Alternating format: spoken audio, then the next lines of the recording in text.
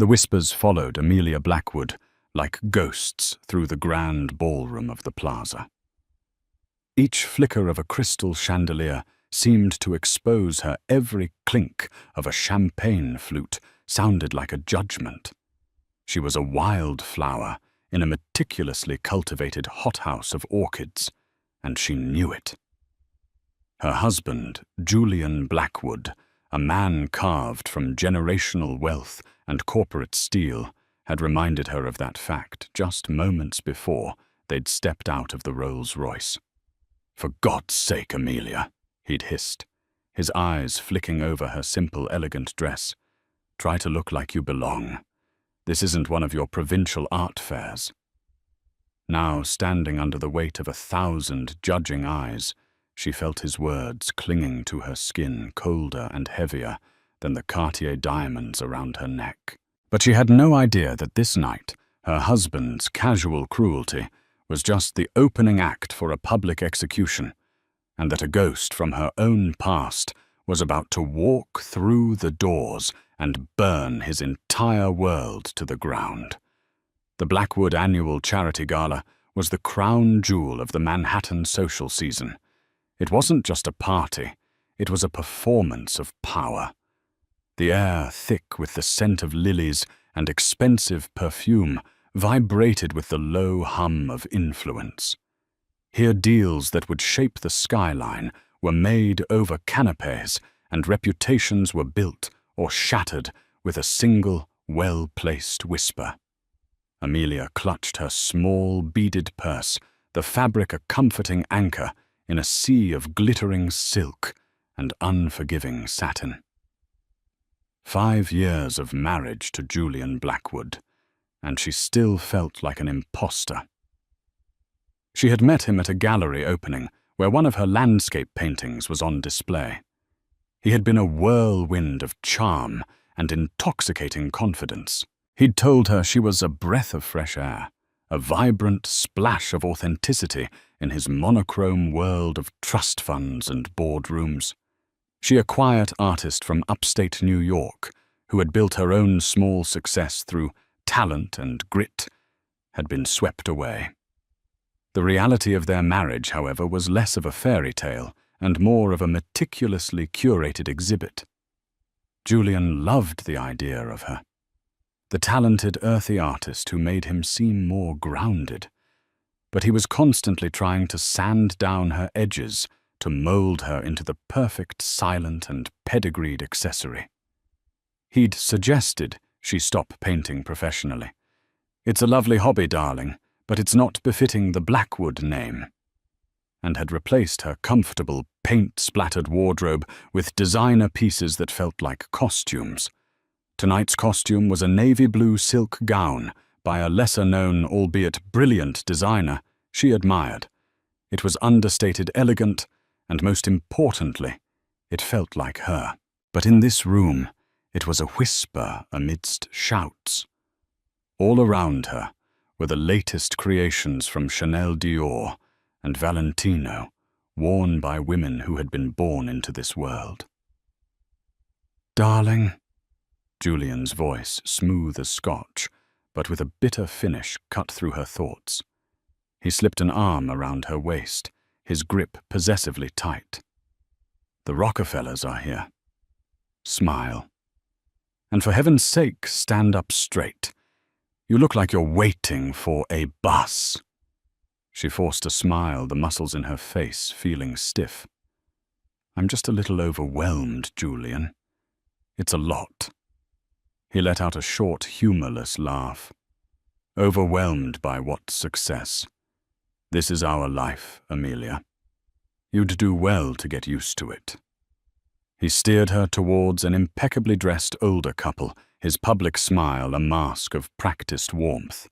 As Julian schmoozed, Amelia felt a presence slide up beside her. "Amelia, you look quaint." The voice belonged to Isabella Croft. Isabella was everything. Amelia was not tall, razor-thin, with an icy blonde beauty and an air of aristocratic boredom that she wielded like a weapon. She was a senior VP at a rival investment firm, but she and Julian moved in the same predatory circles. They claimed to be old family friends, but Amelia always felt a different, more charged energy between them. Isabella's eyes, the color of a winter sky, raked over Amelia's dress. "Did you design it yourself?" "It has a certain artisanal charm." The word artisanal was meant to be an insult, a synonym for unsophisticated. "I have great admiration for the designer," Amelia replied, keeping her voice even. "She values craftsmanship over brand names." Isabella's lips curved into a smirk. "How noble." "Julian, darling," she said, turning her attention fully to him and placing a perfectly manicured hand on his arm. "I need to steal you for a moment. Marcus Vanderbilt has a question about the Hong Kong merger. It's dreadfully important." Julian's eyes lit up. He glanced at Amelia, his expression a clear dismissal. "Of course. Amelia, can you manage on your own for a bit? Try not to talk about paint pigments or the beauty of a sunset with the senator." He winked at Isabella, sharing a private joke at his wife's expense. Amelia felt a flush of heat creep up her neck. She watched them walk away, a perfectly matched pair of predators, their heads bent close together in conspiracy. It wasn't just the casual dismissal that stung. It was the easy intimacy they shared, an intimacy Julian and she had never managed to achieve. She was his wife, but in rooms like this, she felt more like his dirty little secret, the middle-class girl he was trying desperately to polish into a diamond. She retreated to the edge of the room, finding refuge near a towering floral arrangement. From there, she had a perfect view of the spectacle. She saw Julian laughing with Isabella, his hand now resting on the small of her back. It was a gesture so natural, so possessive, that it made Amelia's breath catch in her throat. The whispers she'd imagined earlier suddenly felt very, very real. She wasn't just being paranoid. Something was happening right here in front of everyone, and she was the only one who seemed to be outside of the joke. The humiliation when it began in earnest was not a sudden explosion, but a slow, suffocating poison. It started with Julian forgetting to introduce her. As he moved through the room, a king holding court, he would greet titans of industry and their wives by name, sharing handshakes and air kisses. When their eyes fell on Amelia, standing silently by his side, he would offer a vague, "And this is my wife," before immediately redirecting the conversation back to billion-dollar valuations and summering in the Hamptons. Each omission was a small cut, leaving her feeling invisible, an unnamed appendage to his greatness, later gathered in a circle with some of the city's most powerful players, including the formidable Harrison Montgomery of Montgomery Corp. The conversation turned to a recent art auction. "Julian, I heard you acquired the new Rothko." Montgomery said, his voice a low rumble. "A bold move." "A necessary one," Julian replied, puffing out his chest. "Art is the ultimate currency of power. It requires a discerning eye, an understanding of legacy and value." He paused, then gestured dismissively towards Amelia. "My wife, on the other hand, prefers, what is it you called it, darling art with soul. She'd have us hang finger paintings in the penthouse if she had her way." The group chuckled politely. It was a joke, but the barb was aimed directly at her heart, at the one thing that was truly hers, her passion for art. He was mocking her taste, her identity, framing it as provincial and naive in front of people whose opinions could make or break careers. Amelia's cheeks burned. "I believe art should evoke emotion, not just reflect a stock portfolio," she said, her voice quiet but firm. Julian's smile tightened. "You see," he said to the group, his tone patronizing. "So much passion. It's what I found so refreshing, a delightful naivete. Isabella Croft, who had seamlessly integrated herself into their circle, chimed in her voice like cut glass. "Oh, I think it's sweet. But in this world, Julian sentimentality is a liability. You need a partner who understands the strategic value of a collection, not just the pretty colors." She looked from Julian to Amelia, a flicker of triumph in her cold eyes. She wasn't just commenting on art, she was making a pitch for herself. The conversation moved on, leaving Amelia stranded in a bubble of mortified silence. Julian didn't look at her, but she could feel his disapproval radiating off him like a cold front. He was punishing her for speaking up, for having an opinion that wasn't a mirror of his own. The true crescendo of his cruelty came near the presentation stage. Julian was one of the evening's hosts and was scheduled to give a speech. As guests began to take their seats at the lavishly decorated tables, he pulled her aside, his fingers digging into her arm. "What was that back there?" He seethed, his voice a venomous whisper. "Contradicting me in front of Montgomery. Do you have any idea how foolish you made me look?" "I was just expressing my opinion, Julian," she whispered back, trying to pull her arm away. "Your opinion," he sneered. "Your opinion is worthless in this room. Your job is to look beautiful, smile, and agree with me. That's the deal. A deal, I might add, that has afforded you a life you couldn't have even dreamed of.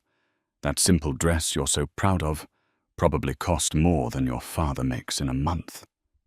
The mention of her father was a low blow. He knew how much she adored her dad, a retired history professor who valued books over bank accounts and integrity over influence.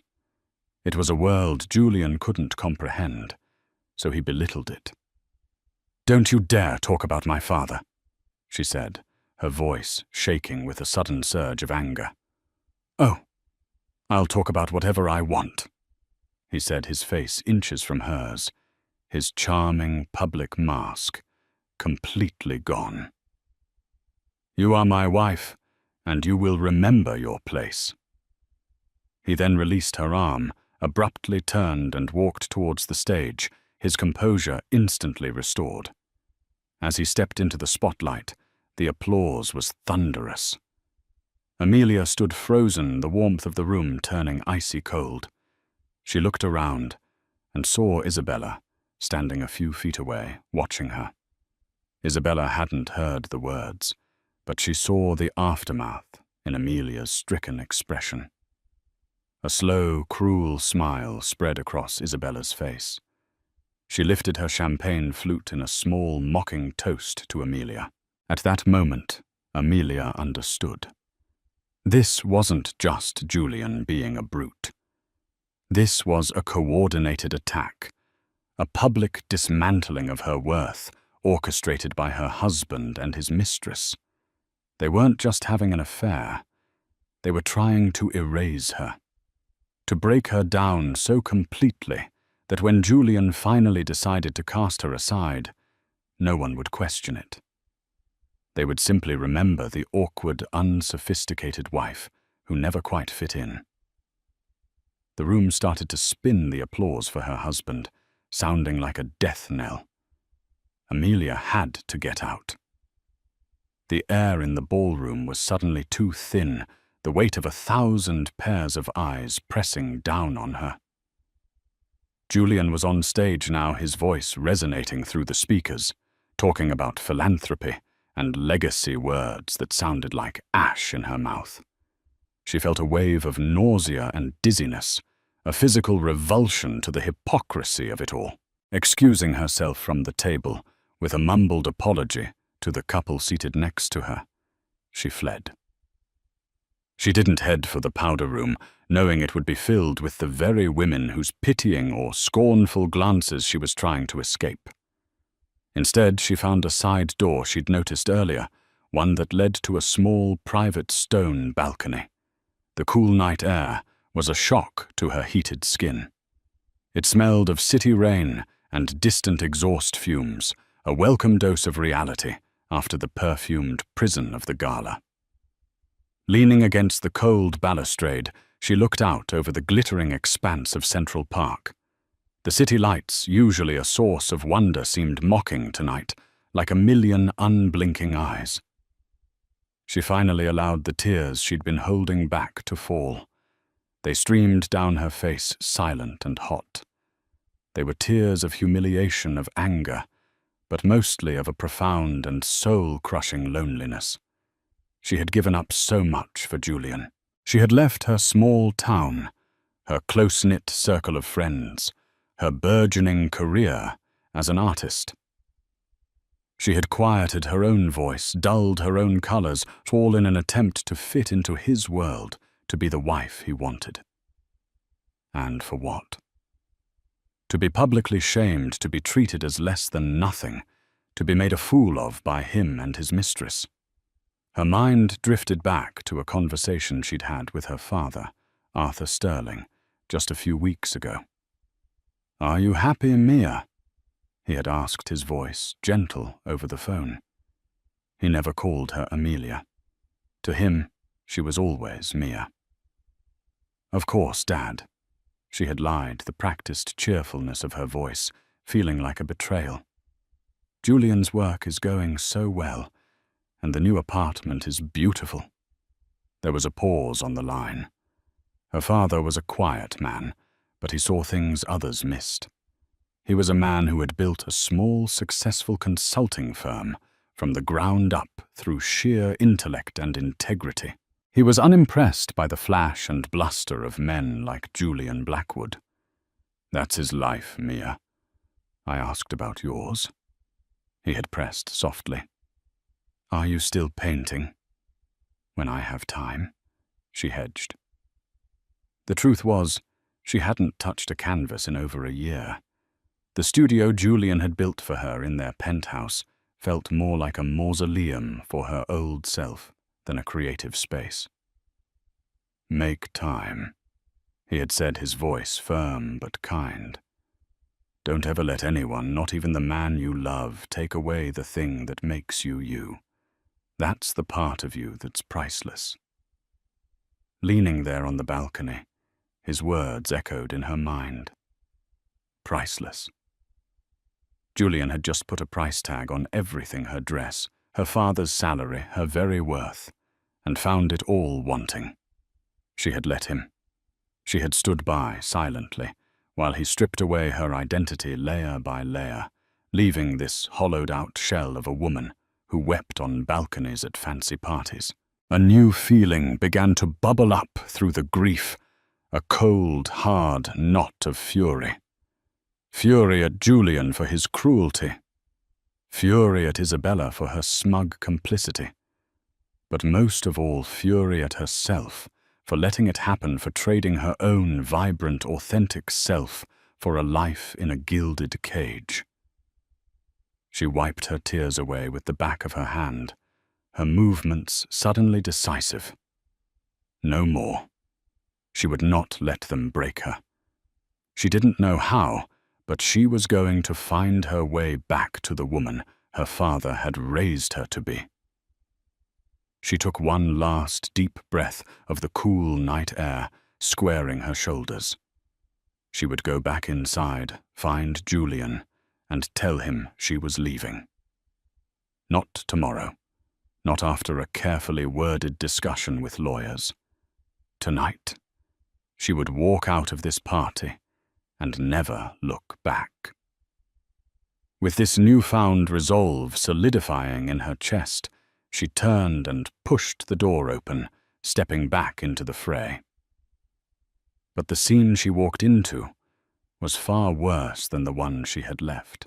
Julian had finished his speech and stepped down from the stage.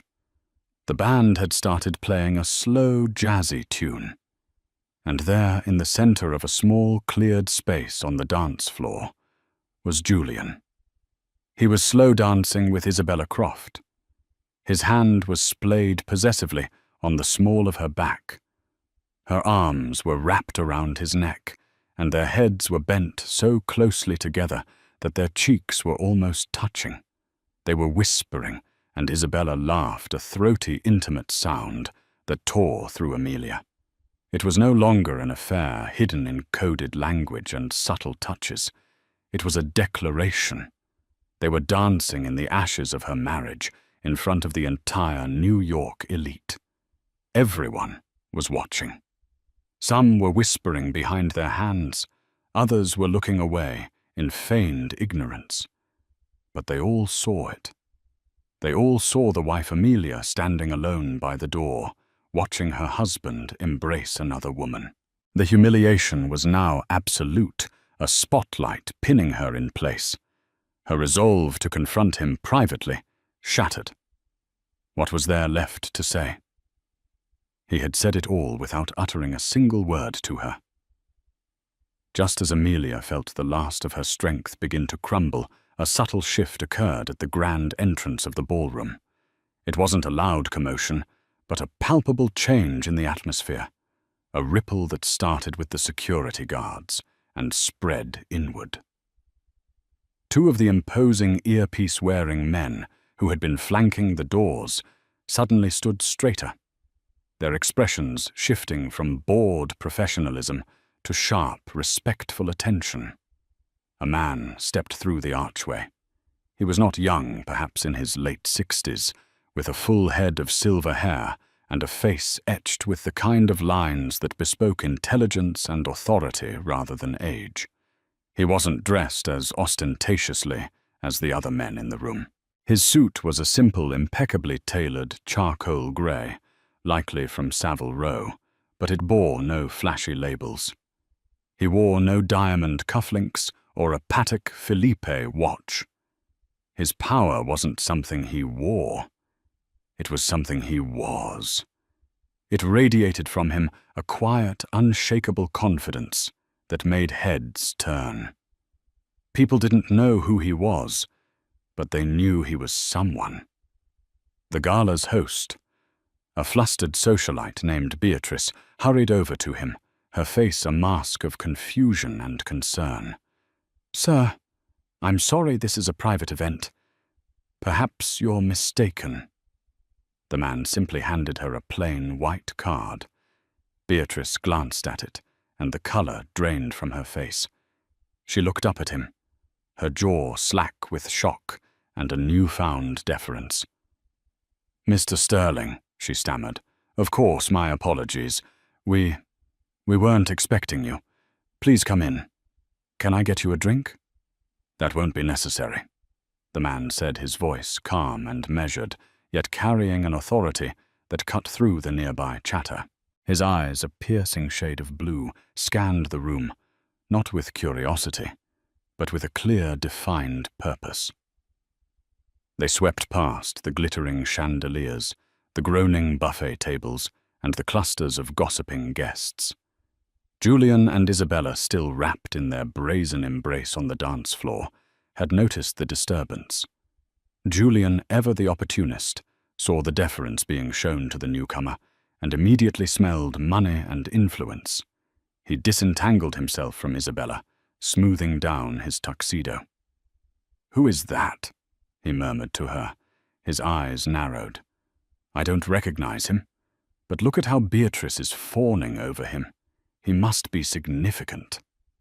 "Sterling?" Isabella whispered back, a flicker of uncertainty in her own eyes. "I know a Sterling group in London, a private equity behemoth. Very low profile, almost mythical. They say the man who runs it is a ghost. It couldn't be him. Whoever he is, I need to know him." Julian decided, his predatory instincts kicking in. He saw the man as a new target, a potential investor to be conquered. This was his world, his party, and this mysterious new power player had just walked into his domain. He began to move towards the entrance, ready to deploy the full force of his practiced charm. Amelia watched all of this from her frozen position by the balcony door. But she wasn't watching the host or Julian. She was watching the man. Her heart, which she thought had been shattered into a million pieces, gave a painful lurch, not of fear, but of disbelief. The blood drained from her own face, and for a moment the room tilted on its axis. Because she knew this man. She knew the quiet set of his shoulders, the determined line of his jaw, the intelligent calm in his piercing blue eyes. It was her father, Arthur Sterling, the quiet, retired history professor who loved books and peaceful walks in the woods. Except apparently that wasn't the whole story.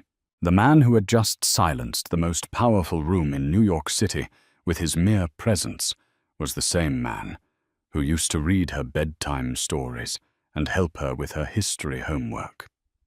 She felt a profound sense of dislocation, as if her entire life had been a lie. Why was he here? And who exactly was he? Her father's eyes finally found her across the crowded room. His gaze softened instantly, the hard edge of authority melting away, to be replaced by a look of profound love and heart-wrenching concern. He saw her tear-streaked face, her trembling hands, her utter devastation. And in that moment, his expression hardened again. But this time, it wasn't the dispassionate look of a businessman. It was the focused, righteous fury of a father who had just seen his child in pain. He ignored the fawning host and the approaching Julian Blackwood. He began to walk his path, straight and deliberate, cutting a clear line through the sea of A-listers. His destination was not the bar, not the stage, not the most powerful CEO in the room. His destination was his daughter. The ballroom seemed to hold its collective breath as Arthur Sterling moved. The music faltered and then stopped as the band, sensing the seismic shift in the room's energy, trailed off into silence. The path cleared before him as if by an invisible force. People stepped back, their curiosity piqued, sensing that the real drama of the evening was about to unfold. Julian, seeing the formidable stranger heading in his general direction, puffed up his chest and put on his most welcoming smile. He intercepted Arthur just as he was a few feet from Amelia. "Good evening, sir," Julian began, extending a hand. "Julian Blackwood, a pleasure to welcome you to our gala. I don't believe we've had the pleasure of being introduced." Arthur Sterling stopped. He looked at Julian's outstretched hand for a long moment, making no move to take it. Then his cold blue eyes lifted to meet Julian's. He said nothing. The silence stretched thick and uncomfortable. Julian's smile began to falter, his hand dropping awkwardly to his side. He was a man used to commanding every room he entered, and this silent, absolute dismissal was more unnerving than any verbal slight. Ignoring Julian as if he were a piece of furniture. Arthur continued those final few steps until he was standing in front of Amelia. His stern, powerful demeanor vanished, replaced by the gentle concern of a father. "Mia," he said softly, his voice full of a warmth that no one else in the room had heard. He reached out and gently brushed a stray tear from her cheek with his thumb. "I came as soon as I heard. Are you all right?" Amelia could only nod, a fresh wave of tears blurring her vision. The sight of him, the familiar, loving use of her childhood nickname, was an anchor in the swirling chaos of her emotions. A collective gasp rippled through the onlookers. Julian's face, which had been confused, now contorted into a mask of pure, unadulterated shock. He stared at the powerful stranger, then at his provincial wife, the cogs in his brilliant, calculating mind grinding to a halt. It was impossible. This couldn't be the retired professor, the man he had so casually mocked not an hour before. "Dad, The word came out as a choked whisper from Amelia's lips. "What are you doing here? Who are you?" Arthur gave her a sad, gentle smile. "I'm who I've always been, Mia. I'm your father. There are just a few things I never burdened you with." He then turned his gaze back to Julian, and the icy authority slammed back into place like a vault door. "You." Arthur said, his voice quiet, but carrying the unmistakable crackle of command. "You are Julian Blackwood." It wasn't a question. It was an indictment. Julian, struggling to regain his composure, forced a laugh. Yes, I am. It seems there's been some sort of misunderstanding. Amelia, darling, you never told me your father was so well connected." He tried to put his arm around Amelia, to reclaim possession of her, but Arthur took a subtle step forward, blocking him. "My daughter told me you were a man of ambition." Arthur continued, his voice dangerously level. "She told me you were charming. She neglected to mention you were a fool." Isabella Croft, who had been watching from a few feet away with a growing sense of dread, now chose to intervene.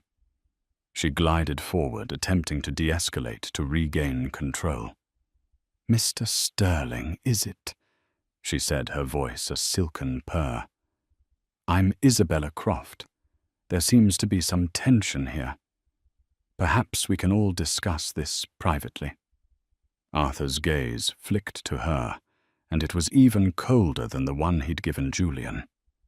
"Miss Croft, I know exactly who you are, and we will be discussing your position publicly." The directness of the threat stunned Isabella into silence. Her carefully constructed facade of cool indifference finally cracked, revealing a flicker of raw panic. Arthur turned his full attention back to his son-in-law. "Julian, 5 years ago, your company Blackwood Industries was on the verge of bankruptcy. You were over-leveraged, your expansion into Asia was a disaster, and your creditors were ready to gut the company for parts. Then a mysterious, anonymous bailout came through a Swiss holding company. An injection of $300 million with subsequent investments totaling nearly $1 billion over the next 3 years. No strings attached, just a controlling interest held by a silent partner you never met." Julian's face had gone from shocked to ghostly white. He was staring at Arthur Sterling as if seeing a phantom. He knew the story better than anyone. That anonymous investment had been the miracle that saved him the foundation upon which he had built his current empire. He had spent years trying to identify the benefactor, to no avail. "You were told the money came from the Sterling Fund," Arthur said, his voice dropping each word a hammer blow. "You assumed it was a coincidence of names. You never once stopped to consider, did you? You were so busy mocking my daughter's simple upbringing, belittling her family, that you never thought to ask the name of her father." He paused, letting the full weight of the revelation settle not just on Julian, but on the entire, silent, captivated audience.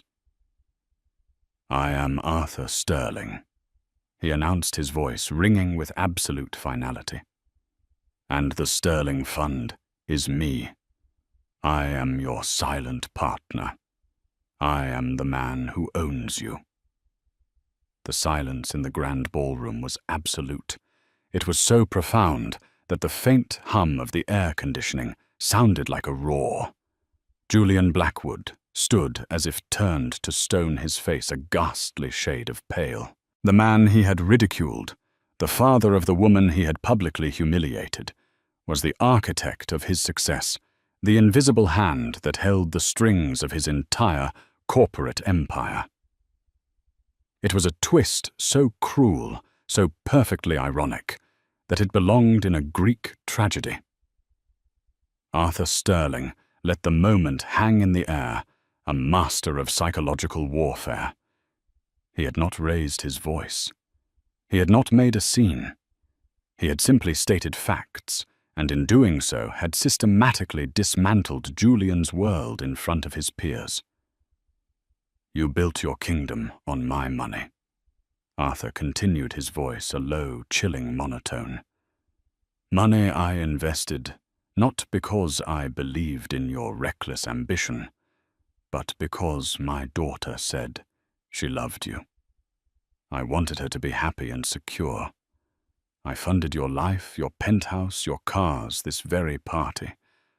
I trusted you with my greatest treasure." He took a step closer, and for the first time Julian flinched, taking an involuntary step back. "And you?" Arthur's voice dripped with contempt. "Repaid that trust by trying to break her spirit, by flaunting your infidelity in her face. You thought her kindness was a weakness. You thought my silence was absent. You were wrong on both counts." He then turned his devastatingly calm gaze upon Isabella Croft, who looked as if she wanted to the marble floor to swallow her whole. "Ms. Croft," he said, "while my son-in-law was distracted by your charms, you've been quite busy. You thought you were playing him, didn't you?" Isabella opened her mouth to speak, to deny, to salvage something, but Arthur cut her off. "Let me be specific.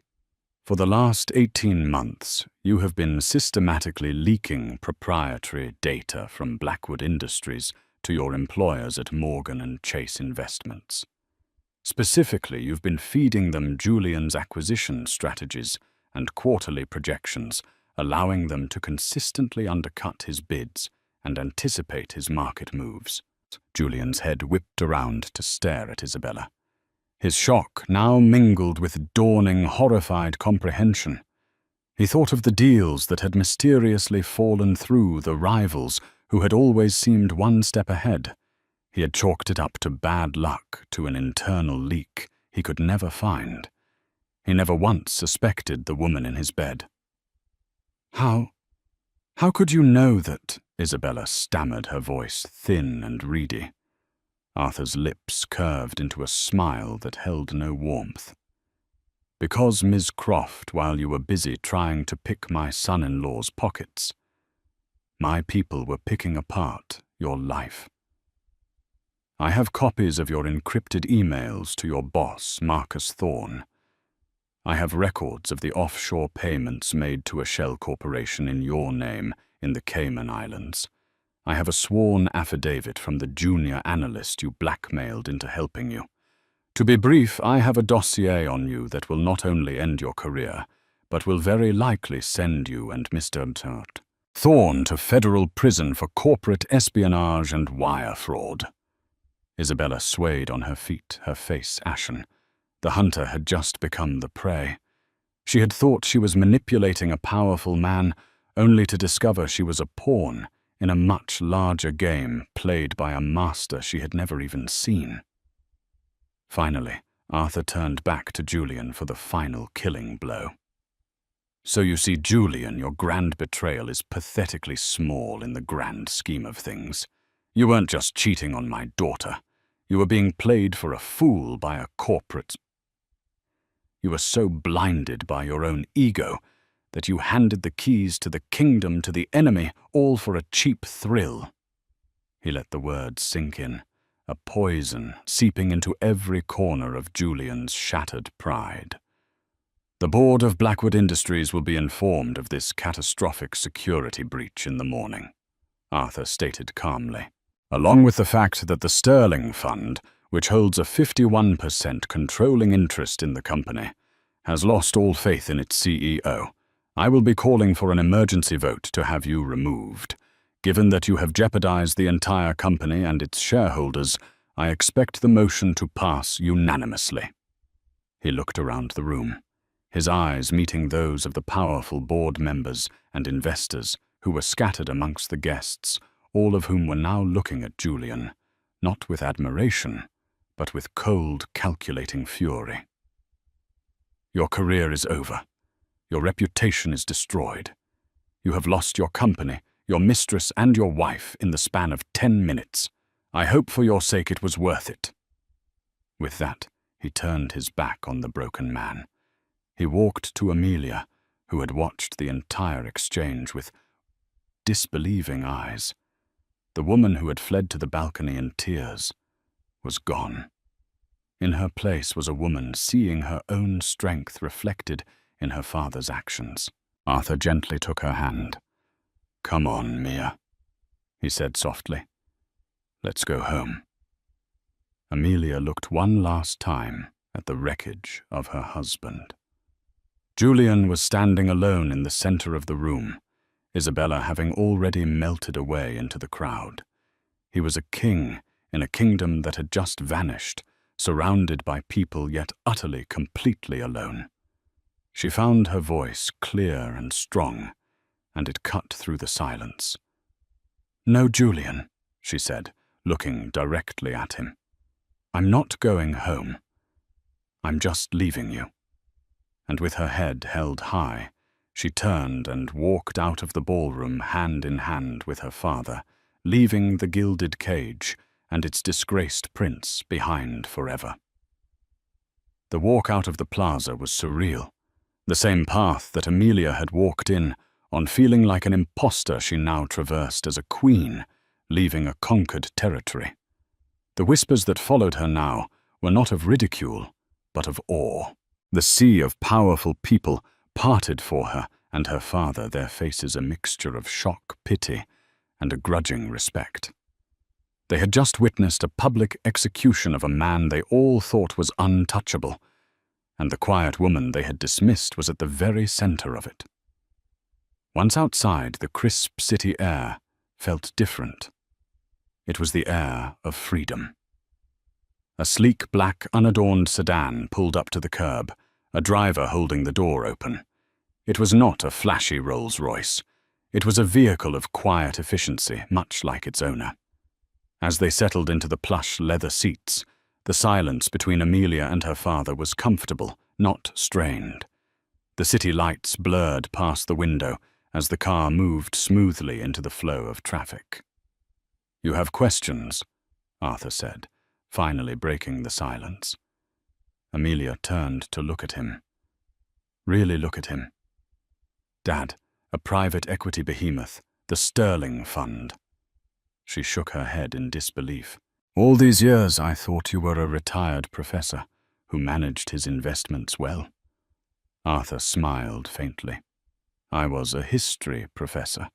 It was my passion, but I was also good with patterns. History, economics. They're all about patterns. I made some early investments in technology in the 80s. One thing led to another. I never told you the scale of it, because I never wanted it to define you. I wanted you to find your own way, build your own success value, your own worth, without the shadow of a fortune hanging over you. I wanted you to be Mia, the brilliant artist, not Amelia Sterling, the heiress." Tears welled in Amelia's eyes, but this time they were tears of gratitude. All the things she loved about her simple upbringing, the focus on education integrity and character over wealth, had been a deliberate, loving choice made by her father to protect her. "How did you know to come tonight?" she asked. "I have a man who keeps an eye on the family's interests." "That includes you," he explained. "He alerted me weeks ago that Julian was getting too close to Isabella Croft, a known shark from a rival firm. I started digging. When I found out what she was doing, I planned to handle it quietly to extract you from the marriage without destroying the company you indirectly owned. But then my man called me tonight. He was at the gala. He told me how Julian was treating you. He described the scene, and that changed everything. No company, no investment is more important than you. I decided it was time to stop being a silent partner." They drove the rest of the way in a comfortable silence, arriving not at the cold, minimalist penthouse she shared with Julian, but at a warm, elegant brownstone on the Upper West Side, a property Arthur had owned for years. The next morning, Amelia woke up in a sun-drenched guest room that felt more like home than her marital apartment ever had. The news was already breaking. Financial news outlets were in a frenzy about the bombshell revelations at the Blackwood Gala. Blackwood CEO faces outer amid corporate espionage scandal, screamed one headline. Secret billionaire Arthur Sterling revealed as power behind Blackwood Industries, shouted another. Julian was ruined. Isabella Croft and her boss had been suspended, and federal investigators were already involved. Amelia ignored the news. She walked downstairs to find her father in a sunlit library, reading a book, a simple mug of coffee in his hand. He looked up and smiled. "I took the liberty of having some things moved from your studio," he said, gesturing to a corner of the room. There, leaning against the bookshelves, were her canvases, her easels, her boxes of paints and brushes. They looked a little dusty, a little neglected, but they were there. They were her. A wave of emotion washed over Amelia. For 5 years she had felt lost, a pale imitation of herself. Now, in the wreckage of her old life, she felt a profound sense of clarity. She was not Mrs. Julian Blackwood the socialite. She was not a victim. She was Amelia Sterling, an artist, a daughter, a woman who had been through fire and had come out stronger. She walked over to a blank canvas, her fingers tracing its smooth, promising surface. She looked at her father, her heart full. "I think," she said, a real, genuine smile spreading across her face for the first time in years, "I'll paint a sunrise." She was no longer living in the shadow of Julian's world. She was stepping into the light of her own, ready to create a masterpiece that was entirely hers. The life in the gilded cage was over, and the door was wide open to a future she would paint herself. 3 weeks had passed since the night the Blackwood Empire crumbled. The media storm, once a raging hurricane, had subsided into a steady, drizzling rain of gossip columns, and where are they now? Pieces. Julian had vanished from the public eye, reportedly holed up in a rented Connecticut cottage, his assets frozen and his reputation in tatters. Isabella Croft, facing a litany of federal charges, had been released on a multi-million-dollar bond, her icy composure famously cracking for the paparazzi as she exited the courthouse. For the world, it was a riveting drama. For Amelia, it was noise she was learning to tune out. Her world had shrunk beautifully and purposefully to the sun-drenched rooms of her father's brownstone, and more specifically, to the corner of the library he had turned into her sanctuary. This is where she began her reclamation. Her first act was to paint the sunrise she had promised herself. For 3 days she worked feverishly, not from a photograph, but from the memory of 1,000 sunrises she had watched from her childhood bedroom window upstate. She mixed vibrant oranges and soft pinks with the deep, lingering purples of the night, capturing the precise moment of transition, the triumph of light over darkness. When she was finished, she didn't feel elation, but a quiet, profound sense of peace. She had taken back the dawn. Her days found a new rhythm dictated not by a social calendar, but by the light. She rose early, drank coffee with her father as they read in comfortable silence, and then she would paint. She painted with an urgency she hadn't felt in years, as if she were trying to make up for lost time. The canvases began to fill up, each one, a piece of her soul being laid bare. One afternoon, her father's lawyer, a sharp, empathetic woman named Evelyn Reed, came to the brownstone to discuss the divorce. Amelia met with her in the formal sitting room, a place she rarely used, feeling a strange sense of detachment as they discussed the end of her marriage. "Julian is attempting to contest the prenuptial agreement," Evelyn said, her tone clinical. He's claiming duress and is demanding half of the assets plus lifetime alimony. Amelia felt a flicker of the old anger, but it was distant like an echo. On what grounds? Evelyn offered a thin, wry smile. The grounds of utter desperation. He's arguing that he was unaware of the true scale of your family's wealth and was therefore manipulated into the agreement. It's a ludicrous claim. Legally, it won't hold up for a second, especially given that the assets he's trying to claim are the very ones my other client, she nodded towards Arthur's study, is in the process of stripping from him. Frankly, Julian doesn't have the money to sustain a lengthy court battle. So what happens? Amelia asked. We file a countersuit for dissolution based on infidelity and emotional cruelty. We present our evidence, and trust me, the evidence of his affair and his public behavior is overwhelming. He'll be forced to accept the original terms of the prenup. He'll walk away with the small personal trust his grandfather left him, and nothing more. He brought this on himself, Amelia. All you need to do is sign the papers. And that was it. The great Julian Blackwood, the master of the universe, was reduced to a desperate legal Hail Mary. The power he had wielded over her, the financial and social dominance he had used to belittle her, was an illusion.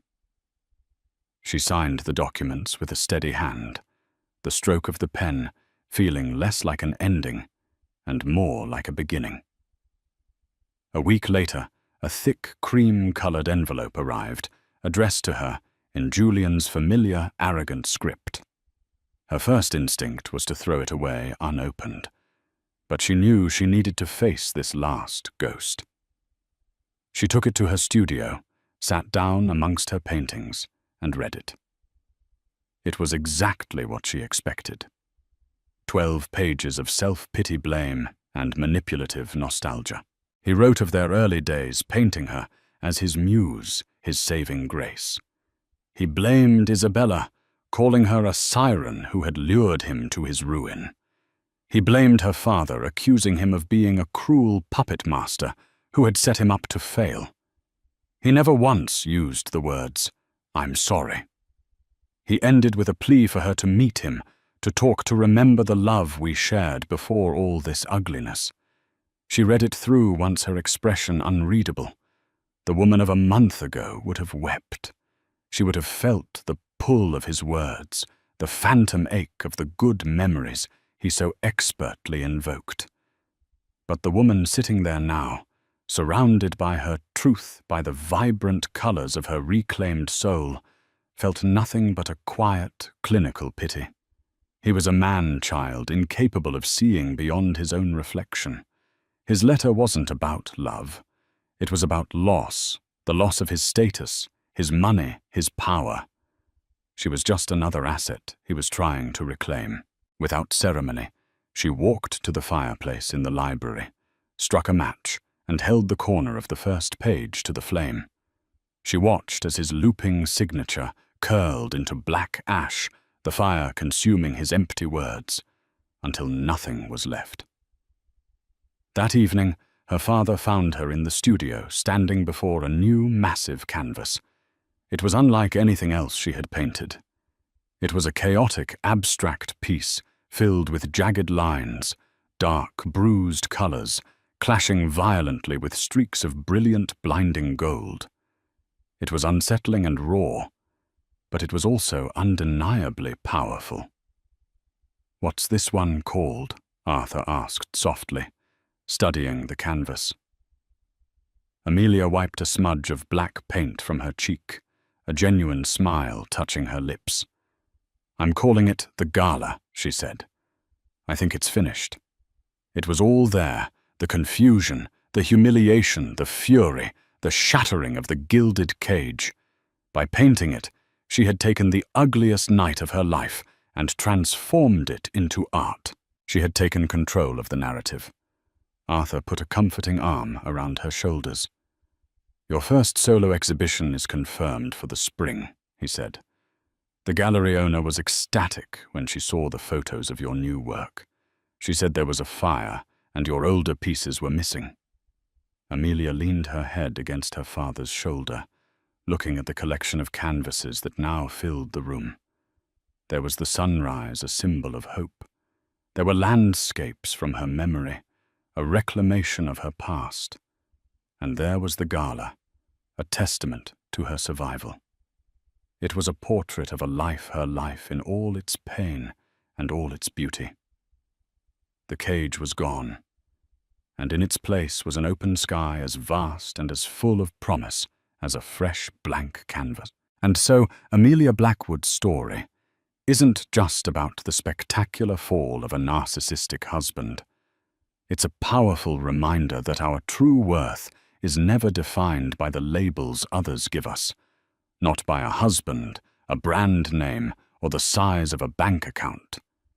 It's about the strength we find when we are pushed to our limits, the unexpected heroes who have our backs, and the courage to reclaim the person we were always meant to be. Amelia had to lose everything she thought she wanted to finally gain everything she truly needed: her freedom, her passion, and herself. Have you ever witnessed someone underestimate the quiet ones in the room? Or have you seen a bully get their perfect karmic justice? Share your thoughts and stories in the comments below. We'd love to hear from you. If this story of resilience and righteous revenge resonated with you, please give this video a like, share it with someone who needs a reminder of their own strength, and don't forget to subscribe to our channel for more real-life dramas that will keep you on the edge of your seat. Click that notification bell so you never miss a single story. Thank you for listening. The wine, a 1982 Petrus that cost more than her car, shimmered like liquid rubies in the crystal glass. It was on its way to the lips of Sterling Rhodes, a man whose net worth could alter the economies of small nations. From across the opulent dining room of New York's L'Étoile Filante, a young waitress watched her heart hammering against her ribs. She saw the faint, oily sheen on the surface of the wine, smelled the ghost of bitter almonds she was trained to recognize. It wasn't just a vintage. It was a death sentence. Time slowed, and her voice, a desperate, raw thing, tore through the restaurant's hushed reverence. The air in L'Étoile Filante was thick with the scent of money and ambition. It clung to the velvet banquettes, mingled with the aroma of white truffle and seared scallops, and settled on the shoulders of the city's titans like a fine, invisible dust. Tonight, the restaurant's gravitational center was Table 7, a secluded alcove with a panoramic view of Central Park's glittering darkness. And at the head of that table sat Sterling Rhodes. At 68, Sterling was less a man and more a monument. His face was a road map of ruthless negotiations and boardroom coups. His silver hair was combed back with the precision of a military formation, and his eyes, the pale, cold blue of a winter sky, missed nothing. He wore a custom Brioni suit that probably cost more than the combined annual salaries of the entire waitstaff. On his wrist, a Patek Philippe Grand Complications didn't just tell time. It declared his mastery over it. To his right sat his wife, Catherine. Decades of being Mrs. Rhodes had sculpted her into a masterpiece of restrained elegance. She was porcelain perfect, draped in Chanel, and adorned with a diamond necklace that glittered with cold fire. But if you looked closely past the practiced smile and the serene posture, you could see the fine hairline cracks of a woman living in a beautiful, suffocating cage. Her laughter never quite reached her eyes, and her hands, when she thought no one was watching, twisted a silk napkin into a tormented knot. Opposite her was their only son, Leo. At 32, Leo was a pale imitation of his father's fire. He had the Rhodes chin, but not the conviction behind it. He wore his ambition like an ill-fitting suit, obvious, expensive, and deeply uncomfortable. He was the perpetual heir apparent, forever languishing in the colossal shadow of the man who signed his checks and second-guessed his every decision. The tension between father and son was a palpable thing, a low hum of resentment beneath the polite clinking of Christofler silverware. Serving them tonight was Isabella Rossi. To the Rhodes family, Isabella was invisible, a functional part of the scenery, like the floral arrangements or the sommelier. She moved with quiet efficiency, her face a mask of professional neutrality. But behind that mask, her mind was a whirlwind. Isabella was not just a waitress. She was the ghost of a life Sterling Rhodes had destroyed. Her father, Marco Rossi, had been a brilliant software engineer, the founder of a small but innovative data analytics firm called Logos. 10 years ago, Rhodes's monolith corporation Nexus Dynamics had initiated a hostile takeover. Marco had fought pouring every penny his family had into the legal battle. Nexus Dynamics, with its army of lawyers and infinite resources, bled him dry. They didn't just acquire his company. They eviscerated it, absorbing his patents for a pittance and casting him aside. 6 months later, broken and bankrupt, Marco Rossi died of a massive heart attack. He was 49. Isabella, then just a teenager, had been left with nothing but a mountain of debt and a burning, all-consuming hatred for Sterling Rhodes. She'd worked her way through college, taking jobs like this one, all while nursing a secret obsession. She studied Rhodes, his business, his family, his habits. When she'd learned he was a regular at L'Étoile Filante, she'd spent 6 months working her way up from butter just for the chance to be in the same room, to breathe the same air as the man who had casually annihilated her world. She didn't have a plan. Revenge felt like a distant, impossible fantasy. She just wanted to watch him, to understand the monster up close. The 1982 Petros Mr. Rhodes. The sommelier, a man named Jean-Pierre, announced with theatrical reverence. He presented the bottle as if it were a holy relic. Sterling gave a curt, dismissive nod, his attention fixed on Leo. "The board is not exploring options, Leo." Sterling said, his voice a low growl that cut through the restaurant's ambience. "The board is doing what I tell them to do. Your proposal for the Singapore expansion is weak. It lacks foresight." "Father, the risk analysis," Leo began, his face flushing. "The risk analysis was written by a committee of cowards," Sterling interrupted, waving a hand. "I built Nexus by taking risks you can't even comprehend." Catherine placed a delicate hand on her husband's arm. "Sterling, dear, we're celebrating. Let's not talk business." "This is a celebration," Sterling retorted, his gaze softening almost imperceptibly as he looked at her. "A celebration of my continued success, which requires my continued vigilance." Jean-Pierre completed the ritual, decanting the deep red wine and pouring a small amount for Sterling to taste. Sterling swirled the liquid, his expression one of intense concentration, as if divining the future from its legs. He nodded again. Jean-Pierre proceeded to pour for the table. Isabella watched her hands, trembling slightly, as she held a tray of fresh bread. She was close enough to see the intricate pattern on Sterling's tie, close enough to hear Catherine's soft, resigned sigh. As Jean-Pierre poured the last glass, Sterling's, he moved with the grace of a dancer. But in that fluid motion, Isabella saw something else. A flicker, a moment of distraction as another waiter passed too close. Jean-Pierre's arm jostled, and his other hand, the one holding a folded napkin, passed directly over Sterling's glass. It was nothing. A blink and you'd miss it movement.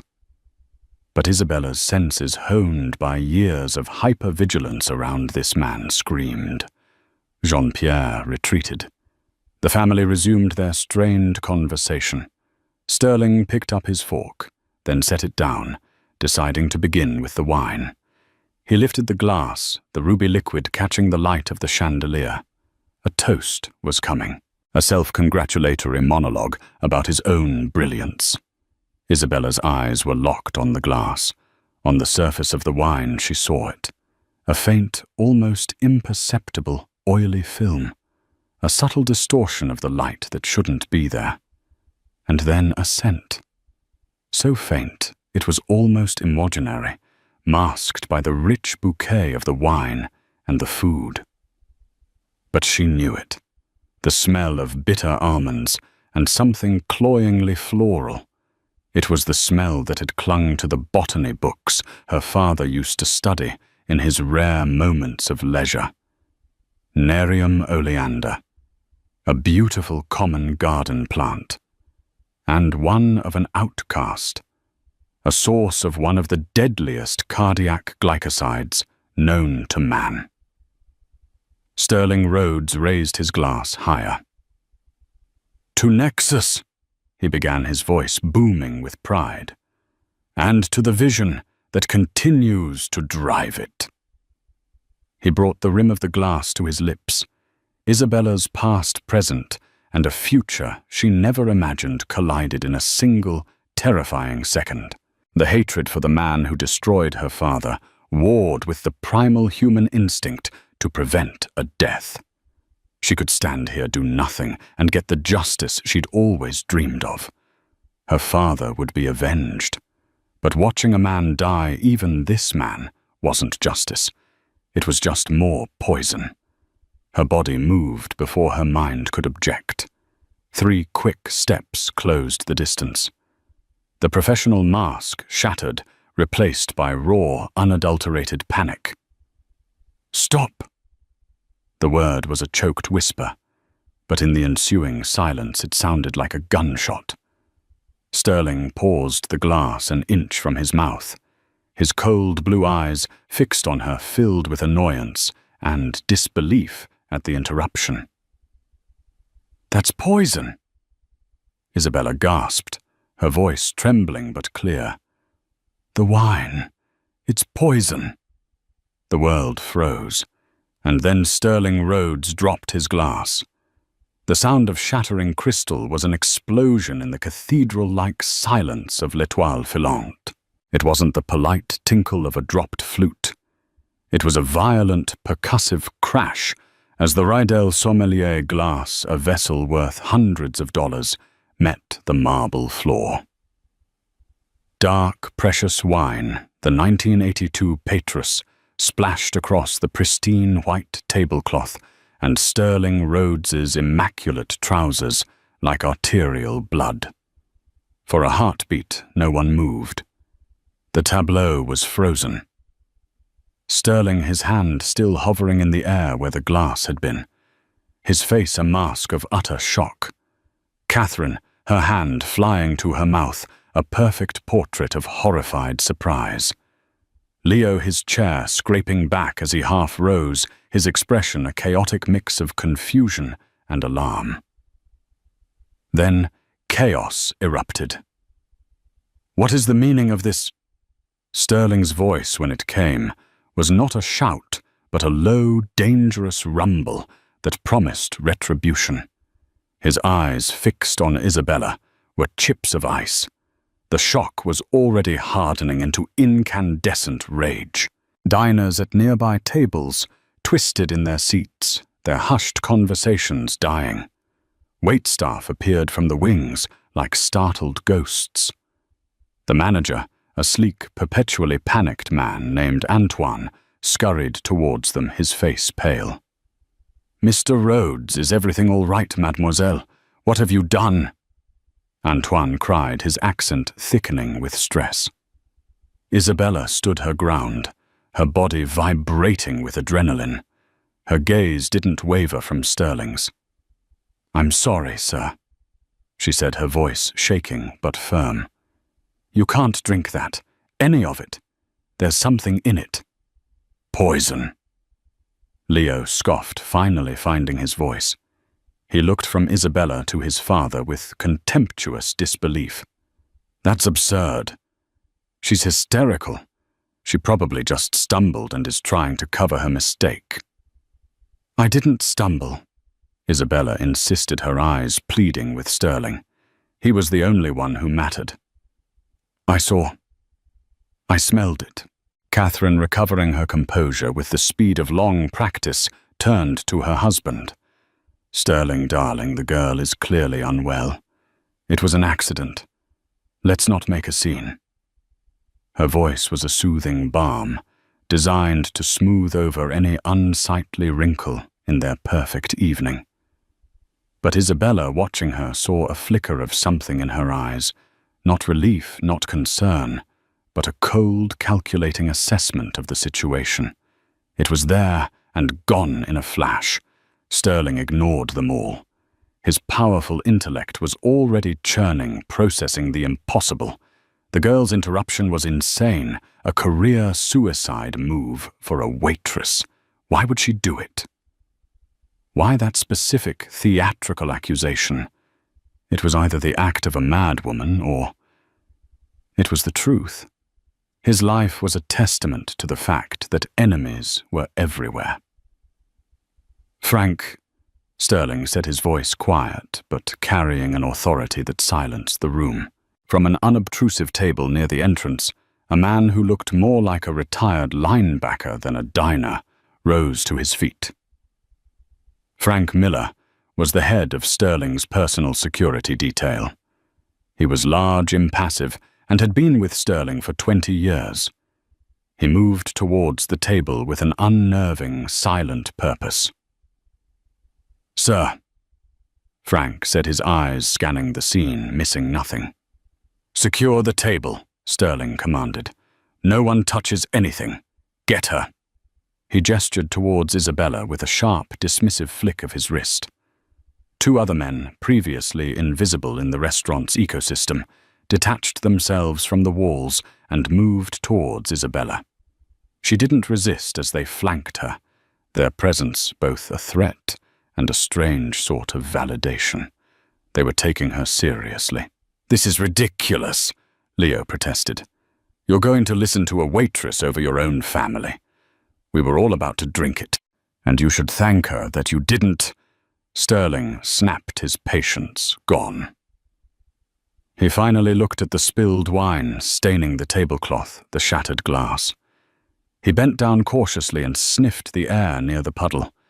His expression tightened. He couldn't place the faint alien scent, but it was there, an uninvited guest at the feast. "The bottle, Jean-Pierre," Sterling said, turning to the sommelier who was standing frozen by the service station, his face ashen. "Bring me the bottle and the decanter. Now." Jean-Pierre, looking as if he were about to faint, scurried to obey. Frank directed one of his men to follow him, ensuring the chain of custody wasn't broken.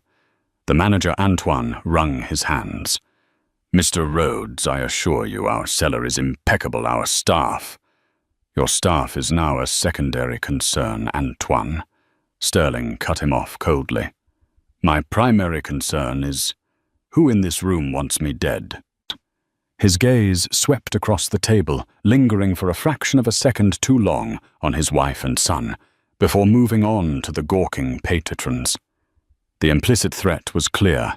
Everyone was a suspect. As Frank's men began to lead Isabella away from the table towards a back office, she locked eyes with Catherine Rhodes one last time. The billionaire's wife gave her the smallest, almost imperceptible shake of her head. It wasn't a gesture of denial or warning. It looked terrifyingly like pity. The walk through the bustling kitchen was a blur. The clatter of pans, the hiss of the grill, the shouts of the chefs. It all seemed to be happening on another planet. Isabella was shoved not ungently into the manager's cramped office. The door clicked shut behind her, plunging the small room into a tense silence broken only by the hum of a wine fridge. One of Frank's men stood by the door, arms crossed. Frank himself pulled up a chair and sat opposite her, his face unreadable. He didn't speak. He just watched her, letting the silence do the work. Isabella's adrenaline began to recede, leaving a cold dread in its place. What had she done? She had thrown away her job, her anonymity. She had placed herself at the center of a maelstrom in the life of the most powerful, dangerous man she had ever known. She thought of her father, of the quiet dignity with which he'd faced his ruin. He had fought his battles in courtrooms and boardrooms. She had just started a war in the middle of a 5-star restaurant with no weapons and no allies. Minutes stretched into an eternity. Finally, the door opened, and Sterling Rhodes stepped inside, shutting the door firmly behind him. The small office seemed to shrink in his presence. He had removed his suit jacket, and the dark stain on his trousers was stark against the expensive fabric. He wasn't angry anymore. He was something far more terrifying. He was focused. He pulled over Antoine's desk chair and sat his knees almost touching hers. He leaned forward, his cold blue eyes boring into her. "You have 60 seconds," Sterling Rhodes said, his voice dangerously soft. "You're going to tell me who you are, and then you're going to tell me precisely how you knew my wine was poisoned." The air in the manager's office was stale, thick with the scent of old cigars and Isabella's fear. Sterling Rhodes's ultimatum hung between them, a ticking clock counting down the seconds of her life as she knew it. His proximity was overwhelming. He radiated an aura of pure, compressed power that seemed to suck the very oxygen from the room. Isabella swallowed her throat dry. "My name is Isabella Rossi." Sterling's expression didn't change, but she saw a flicker of recognition in the depths of his cold eyes. He knew the name. Of course he knew. He was a man who never forgot a name, especially one attached to a company he had conquered. Rossi. He repeated the name, a flat, unemotional sound. "Logos Data Analytics. Your father was Marco Rossi." It wasn't a question. Isabella's heart clenched. He said the name of her father's life's work with the same casual indifference he might use to recall a stock ticker from a decade ago. To him, it was a footnote in his ascent. To her, it was everything. "Yes," she said, her voice gaining a sliver of strength from the sudden surge of old anger. "He was, and you believe I wronged him." Sterling stated, his gaze unwavering. "You destroyed him." She corrected the words sharp. "You destroyed our family. I came to work here to see what kind of man could do that, and then sit down to $1,000 dinner without a single thought. A lesser man might have flinched or become defensive." Sterling Rhodes merely absorbed the information, filing it away. "So you have a motive for wanting me dead, or at the very least for creating a humiliating and expensive public spectacle." "If I wanted you dead," Isabella shot back, leaning forward, her fear momentarily eclipsed by indignation, "I would have let you drink the damn wine." The outburst seemed to please him. It was genuine. Frank, standing impassively by the door, shifted his weight almost imperceptibly. "You still haven't answered the important question, Ms. Rossi." Sterling said, his tone unchanged. "How did you know?" This was it. The moment her story would either be dismissed as a fantasy or accepted as a terrifying truth. She took a deep breath. "My father. Before the company, he was a botanist. It was his passion. He taught me. Our house was filled with books, samples, extracts. He studied toxicology as a hobby, plant-based alkaloids, cardiac glycosides. He found it fascinating how something so beautiful could be so deadly." She could see her father now in his study, a gentle man with soil under his fingernails, excitedly explaining the chemical structure of digitalis from a foxglove plant. One of the plants he studied extensively was Nerium oleander, she continued. It's incredibly toxic. Ingesting even a small amount can cause severe cardiac arrest. The symptoms can mimic a heart attack, especially in a man of a certain age. The implication was clear. Sterling's jaw tightened, but he let her speak. The poison is an extract. It's almost colorless, but in a liquid like red wine, it creates a very faint, oily film on the surface.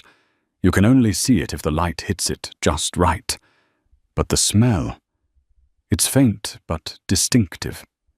A little like bitter almonds, but sweeter. Floral. Once you know it, you never forget it. When the sommelier was pouring your glass, his hand passed over the top. I thought I saw something, a small vial, a dropper. I don't know, it was too fast. But when you lifted the glass, the light from the chandelier caught the surface, and I saw the sheen. Then I smelled it. She looked at him, her eyes wide with the sincerity of her memory.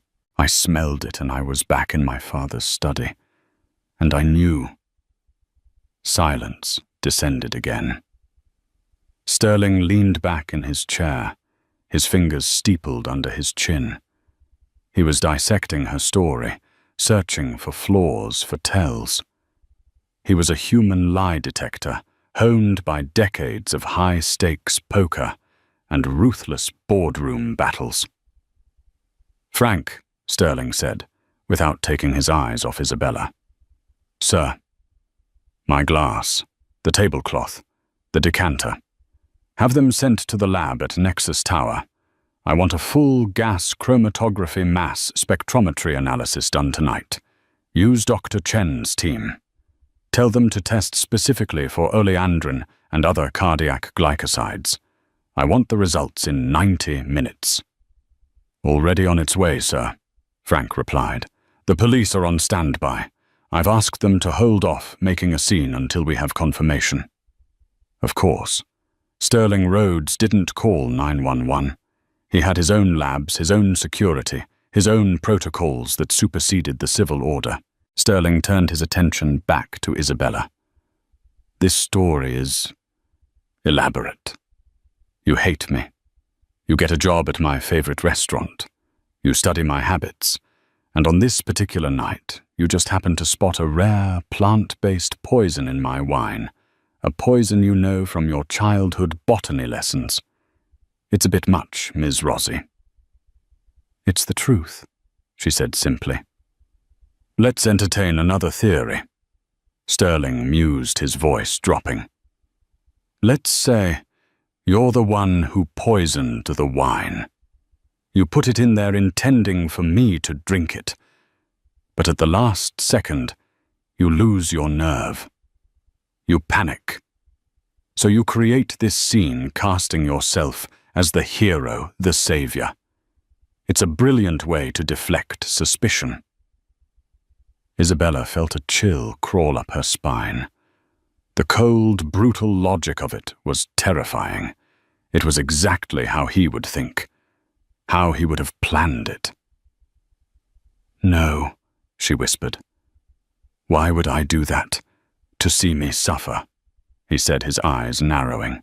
"To have the satisfaction of the attempt to watch the chaos unfold and to walk away a hero instead of a convict.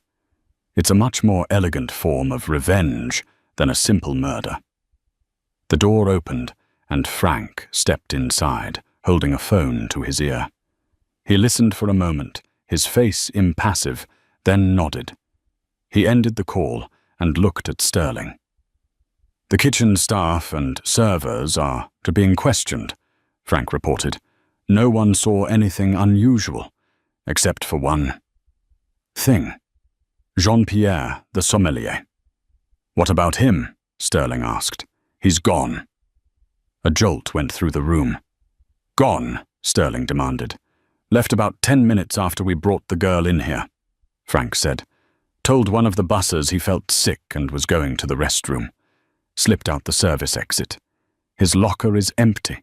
His apartment is already cleared out. He's in the wind. Isabella's heart leaped. This was proof. It wasn't her. It was Jean-Pierre. But Sterling's face hardened. Or, he was your accomplice, and this was the plan all along. You make the scene, he disappears. It creates a perfect scapegoat. The hope that had flared within her died just as quickly. She was trapped in his web of paranoia, every fact twisted to fit his narrative of her guilt. She was starting to understand how her father must have felt, facing an opponent who could redefine reality itself. "I didn't do this," she said, her voice a raw plea. "I swear on my father's memory, I saved your life." Invoking her father was a gamble. It could either touch a sliver of humanity she prayed he possessed, or it could confirm his darkest suspicions about her quest for vengeance. Sterling Rhodes stared at her for a long, heavy moment. He looked at her tear-filled eyes, her defiant chin, the raw honesty of her fear. He had built an empire by reading people, by distinguishing desperation from deception. And in Isabella Rossi, he saw something that defied his cynical expectations. He saw the ghost of her father, a man he had respected even as he crushed him. The phone in his pocket buzzed. It was his private line. He glanced at the screen, then answered, putting it on speaker. A crisp, professional voice filled the small office. "Mr. Rhodes, it's Dr. Chen." "Report," Sterling commanded. "The initial analysis is complete, sir. It's conclusive. The wine samples from the glass, the tablecloth, and the decanter are all heavily contaminated with a concentrated solution of cardiac glycosides, specifically oleandrin. The dosage—" Dr. Chen paused. "The dosage in that single glass would have been fatal within the hour. There is no question, sir. This was a serious, well-executed attempt to kill you." A profound silence filled the room. The clinical scientific confirmation turned the evening's surreal drama into a cold, hard fact. Someone had tried to murder Sterling Rhodes, and the only reason he was still alive was sitting right in front of him. He ended the call and looked at Isabella. His expression was one she had never seen before. Not in photos, not in news clips, not even in her nightmares. The arrogance was gone. The cold fury was gone. In its place was a chilling, stark vulnerability. The monument had a crack in its foundation. "All right, Ms. Rossi," Sterling said, his voice low and raspy. "I believe you. Now you're going to help me find out which member of my family hired your sommelier to kill me." The bubble of l'étoile filante had burst, but Sterling Rhodes, with the practiced ease of a king securing his castle, ensured the fallout was contained. The NYPD was brought in, but it was a quiet surgical operation led by a veteran detective from the Major Case Squad, a man named Connolly, who understood the delicate ecosystem of New York's ultra-wealthy. There were no flashing lights, no uniformed officers swarming the dining room. The other patrons were discreetly informed of a gas leak and ushered out, their exorbitant bills quietly voided. The restaurant was now a crime scene, albeit the most elegant one Detective Connolly had ever seen. The real nerve center of the investigation, however, was not on site. It was 20 blocks south in the sterile, soundproofed penthouse suite of Nexus Tower. Isabella found herself in the strangest position of her life. An hour ago she was serving overpriced breadsticks. Now she was sitting on a plush leather sofa in Sterling Rhodes's private office, a room larger than her entire apartment. Frank had provided her with a bottle of water, and she clutched it like a shield. across the vast expanse of polished mahogany. Sterling sat behind his desk, the city lights twinkling behind him like a conquered kingdom. Detective Connolly, a weary-looking man in a rumpled suit, stood by the window taking notes. The focus of the investigation had shifted immediately to the only people at the table, Catherine and Leo Rhodes. "Let's start with your wife," Connolly said, his voice a gravelly monotone. Sterling's face was grim. Catherine wouldn't have the nerve. The statement was meant to be a defense, but it sounded more like an insult. "With all due respect, Mr. Rhodes, in my experience, nerve has little to do with it. Opportunity and motive are the key ingredients," Connolly countered gently. "Your wife was at the table. That's opportunity. What's the motive?" Sterling was silent for a long moment, staring out at the city he owned. "Our marriage is complicated. It's more of a partnership now, an arrangement." He said it with a cold finality that spoke volumes. "But she benefits immensely from that arrangement. My death would complicate her life, not simplify it. Unless your prenuptial agreement is more generous upon your death than in a divorce," Connolly pointed out. "The prenup is ironclad," Sterling snapped. "She gets a handsome settlement in a divorce. She inherits the bulk of my personal assets upon my death, minus what goes to Leo and to the foundation. The difference is substantial, but hardly worth the risk of a murder conviction." Frank, who had been coordinating with his team via an earpiece, stepped forward. "Sir, we've reviewed Mrs. Rhodes's movements for the past week. Nothing out of the ordinary. Charity luncheons, gallery openings, fittings at her couturier. Her financials are clean, except for one thing." "What is it?" Sterling demanded. "A recurring monthly payment.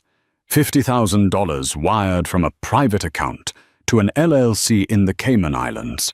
It's been happening for the last 8 months. Sterling's eyes narrowed. "Blackmail, an affair." "We're tracing the LLC now," Frank said.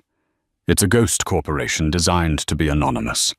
It will take time to peel back the layers." Isabella listened, a silent observer, to the dismantling of a family. This was the rot she had always suspected existed beneath the gleaming surface. "And what about Leo?" Connolly asked, turning the page in his notepad. A flicker of something dark and complex crossed Sterling's face. It was a pain deeper than the thought of his wife's betrayal. "Leo is weak." He said the words laced with a lifetime of disappointment. "He's impatient. He thinks he's ready to run Nexus." "So he has a motive," Connolly said. "Control of the company." "He wouldn't inherit control outright," Sterling clarified. "My will stipulates a 5-year transitional period, with the board having oversight. But yes, he would be the new chairman. He would be out of my shadow."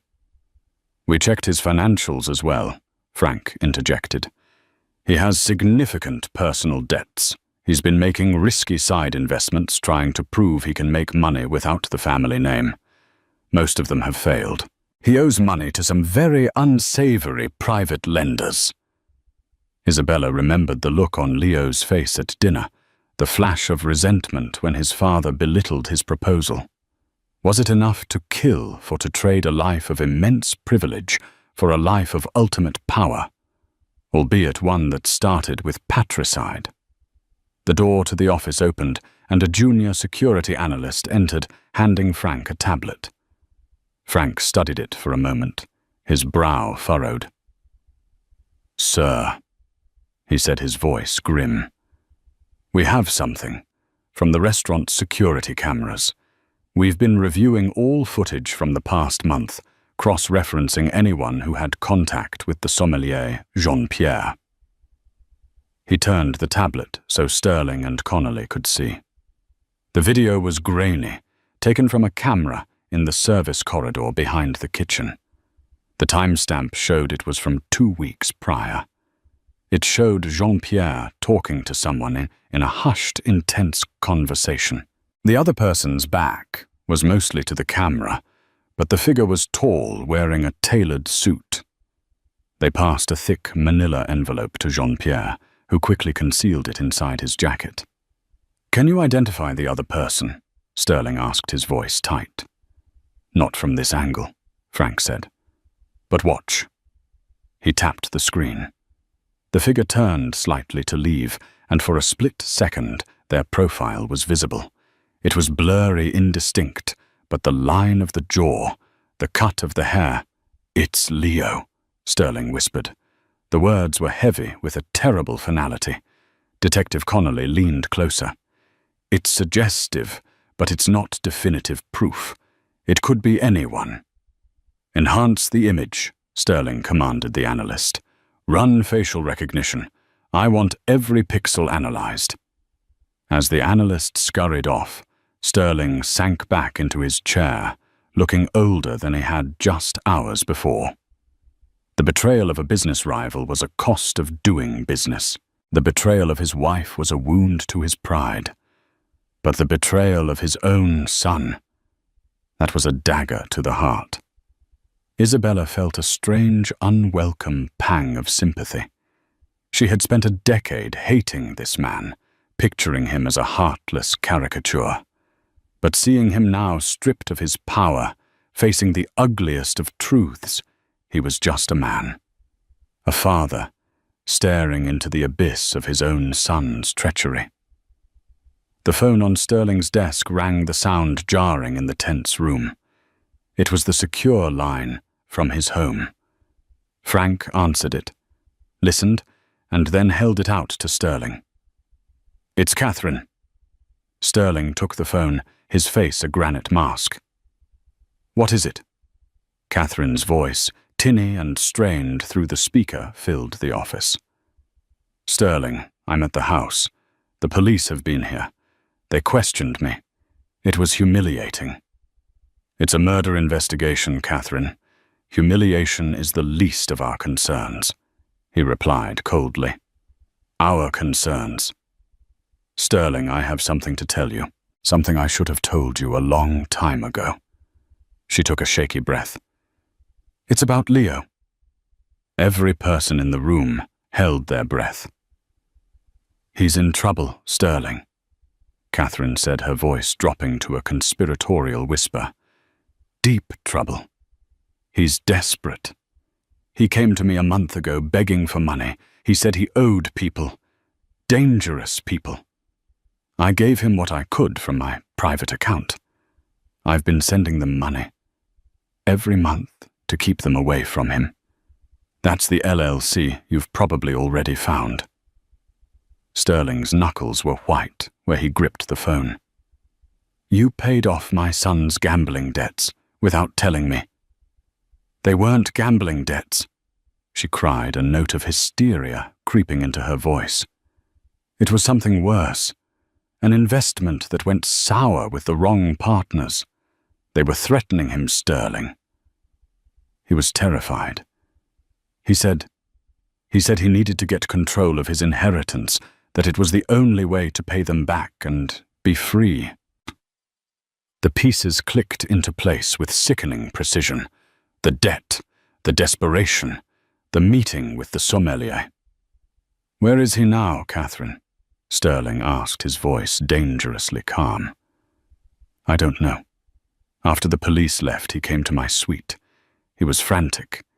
He said the plan had failed and that he needed to leave the country. He packed a bag and he's gone. Sterling, Leo is gone." The line went silent. Sterling slowly placed the receiver back in its cradle. The image on the tablet, the secret payments, his wife's panicked confession, it all pointed to one devastating conclusion. His son, his own flesh and blood, had tried to murder him for his inheritance. Detective Connolly cleared his throat. "We'll put out an alert at all airports and border crossings. We'll find him." Sterling didn't seem to hear him. He was staring at Isabella. His eyes filled with a strange, hollow light. He had spent his life building an empire to pass on, and the very heir he was building it for had tried to send him to his grave to get it faster. "The one person in the world who had a real reason to want me dead," Sterling said softly, his voice raspy with a terrible irony, "is the one who saved my life, and my own son." He couldn't finish the sentence. The monster had been revealed, but it wasn't the one Isabella had spent 10 years hunting. The real monster was born of greed and weakness, and it had been sitting at his own dinner table all along. The hours that followed Leo's exposure were a maelstrom of controlled chaos. An international manhunt was initiated for the fugitive heir. The official investigation proceeded with surgical discretion, but the real nerve center was the penthouse suite of Nexus Tower. It was there, high above the city, that the true gravity of the betrayal settled. When the detectives and analysts had finally departed, a profound silence filled Sterling Rhodes's office. Only he, his security chief, Frank, and Isabella remained. Sterling rose from his desk and walked to the floor-to-ceiling windows, his posture rigid. He looked down upon the river of lights below a kingdom he had conquered, yet a home he had failed to secure.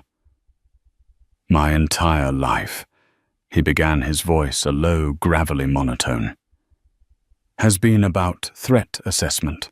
I anticipate hostile takeovers, market collapses, political instabilities. I build firewalls and fortresses. Yet I never imagined the most lethal threat would come from my own blood, sleeping under my own roof." He turned to face Isabella, his eyes holding a look she had never seen before. Not arrogance or anger, but a raw, chilling vulnerability. "You, Ms. Rossi," he said, his voice laced with a terrible irony. "The one person in the world with a legitimate reason to wish me harm. And you are the one who saved my life.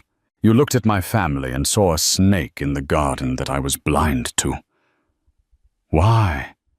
Isabella met his gaze, her fear replaced by a cold clarity. "Because I wasn't distracted by love or history. I was only looking at you. For 10 years you have been the singular focus of my anger. When you are studying your enemy, you notice things others miss." Her brutal honesty seemed to resonate with him. In his world of sycophants, her unvarnished truth was a currency more valuable than gold. "My father always said to keep your enemies closer than your friends," Sterling mused. "It seems I failed to identify who was who." He took a step towards her. "I find myself in your debt, a position I am unaccustomed to. More than that, I find myself in need of your help." The words stunned Isabella. Sterling Rhodes did not ask for help. He issued commands. "Help with what?" she asked. "The police are hunting for your son." "The police will find a frightened boy who ran from his debts," Sterling said with disgust. "They see a simple, sordid motive. I see something more. Leo is weak and foolish, but he is not a mastermind. The sophistication of this plot, the choice of poison, the timing, the recruitment of the sommelier, it's beyond his capabilities. He was a pawn, Ms. Rossi, and I need to find the player who moved him." He stopped directly in front of her. "My judgment is compromised. My world is filled with blind spots. You are an outsider. Your only bias is against me, which paradoxically makes you the most trustworthy person I know. I want to hire you effective immediately. I will provide you with everything you need: access, resources, security. Your job will be to act as my eyes and ears. To look for the cracks in a facade I am too close to see." It was a dizzying, dangerous proposal. To step inside the very world she had spent a decade despising from the outside. And in return, she asked, her heart pounding. Sterling's expression was deadly serious. When this is over, we will revisit the matter of your father. We will open the books on the acquisition of Logos data analytics. I am a man of my word. Justice in all its forms will be served. If wrongs were committed in my name, I will right them. This isn't hush money, Ms. Rossi. This is an offer of atonement. There it was. Not a payoff, but a promise. The chance not for revenge, but for restoration. The justice she had craved for a decade was suddenly within her grasp, offered by the very man she held responsible. She thought of her father, a man who built things, not destroyed them. He would not want his memory to be a catalyst for more hatred, but for the pursuit of truth. She looked at the powerful, broken man before her and made her choice. The path of bitterness had led her here to this impossible crossroads. The new path was terrifying, but it was the only one that led forward. "All right," she said, her voice steady and clear. "I'll do it." A pact was sealed in the silence of that penthouse office. An unlikely, volatile alliance was forged between a billionaire and the daughter of the man he'd ruined. Isabella Rossi was no longer just a waitress or a victim. She was now a player in the most dangerous game of her life. Isabella's new life was a dizzying immersion into a world she had only ever viewed from the outside. Her official title, Special Consultant to the CEO, gave her unrestricted access to the inner workings of Sterling Rhodes's empire. While the role felt like an elaborate costume, her purpose remained sharp and clear. She ignored the whispers from the executive staff, her focus absolute. Sterling was convinced his son had been a pawn, and Isabella believed the key to finding the puppet master was buried in the details the initial frantic investigation had missed. Working alongside Frank in the secure command center within Nexus Tower, she began to sift through the evidence again, not as a collection of facts, but as a story with missing pages. She started with Catherine Rhodes. The official story is that Catherine was paying off Leo's debts via a secret offshore account, Isabella stated, pointing to a transaction history on a large monitor. But the story has a flaw. Look at the dates. Frank zoomed in. The first wire transfer to the Cayman LLC was 8 months ago, Isabella explained. Our intelligence shows Leo's disastrous investment didn't collapse until 4 months ago. He wasn't desperate for money before then. So if Catherine wasn't paying his lenders for those first 4 months, who was she paying? It was the first significant crack in the family's narrative. A lie, or at least a carefully constructed half-truth, sat at the heart of the motive. While Frank tasked his offshore team with tearing down the corporate veil of the mysterious LLC, Isabella pursued another angle. "The poison," she said, thinking aloud. "Oleandrin extract. It's too specific, too elegant. Jean-Pierre was a sommelier. He knew wine, not botany. Someone with specialized knowledge had to procure it for him. Someone who knew it could mimic a heart attack. She requested full access to Catherine Rhodes's communication records for the past year.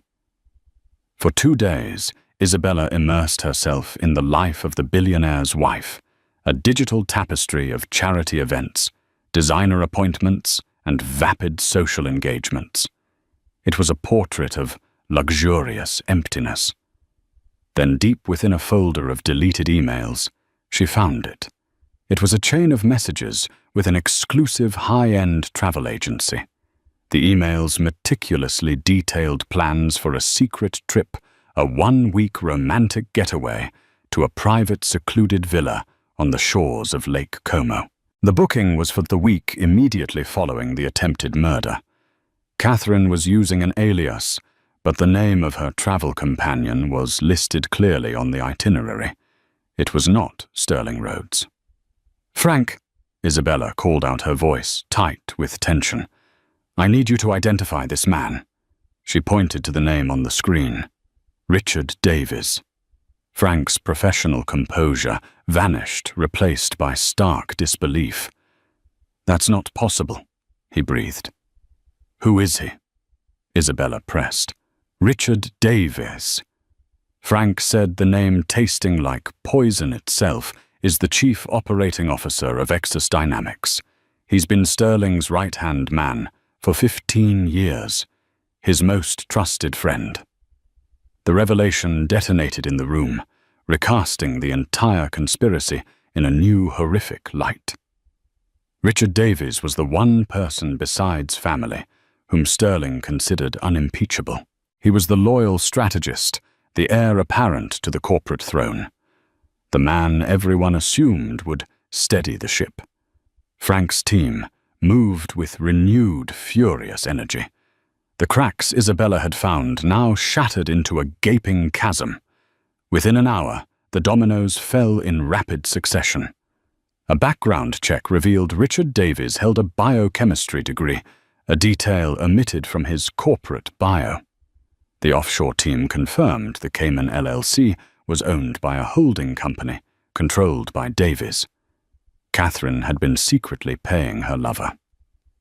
Finally, the travel agency, under immense pressure, provided records showing a kickback from the sommelier. Jean-Pierre had been funneled into an account used by Davies to arrange their secret trips. The web was complete. Isabella saw the whole hideous picture with perfect clarity. "This was never about Leo's debt," she said to Frank, her voice a low, grim whisper. "This was a palace coup. Richard and Catherine were the architects. They manipulated Leo using his desperation as the perfect cover. With Sterling dead and Leo a fugitive, wanted for his murder, the board would turn to the one man who could provide stability, the loyal COO Richard. Catherine, as the grieving widow and majority shareholder, would ensure his appointment. They'd have everything: the company, the fortune, and each other. The final chilling piece was Leo himself. He was likely told the vial contained a sedative, something to merely incapacitate his father. His shock and panic at the restaurant were real. He was the perfect, tragic scapegoat. Frank stared at the evidence, his face a mask of cold fury. His life's work was to protect Sterling from his enemies, and the most dangerous one of all had been at his side all along. "We have to tell him," Frank said, his voice heavy with the weight of the coming conversation. They now had to present Sterling with a betrayal far deeper and more painful than that of his own son. The treachery of his trusted brother-in-arms and his wife of 30 years. The final confrontation was set not in a cold boardroom, but in the heart of Sterling's private world, the grand, silent library of his Fifth Avenue penthouse. Catherine and Richard Davies were summoned under the guise of an urgent corporate matter. They arrived as a seamless unit, their faces etched with practiced concern, offering condolences for the trouble with Leo. Richard even placed a comforting hand on Sterling's shoulder. Sterling stood by the unlit fireplace, a monolith of cold calm. Frank guarded the door, and Isabella sat in a wing-back chair, the quiet catalyst for this final reckoning. "We have found Leo," Sterling said, his voice flat, devoid of emotion. He gestured to Frank, who pressed a button on a small digital recorder placed on the mahogany table. Leo's voice, thin, frantic, and stripped of all bravado, filled the opulent room. It was a recording of an intercepted call. "He told me.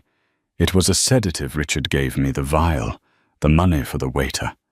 He said it would just make father sick, that it was the only way to prove myself. Poison. Oh God, I never knew. I would never."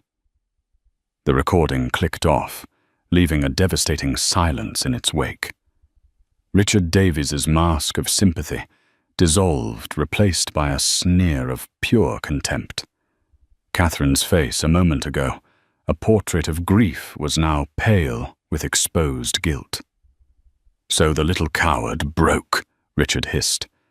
"It doesn't matter.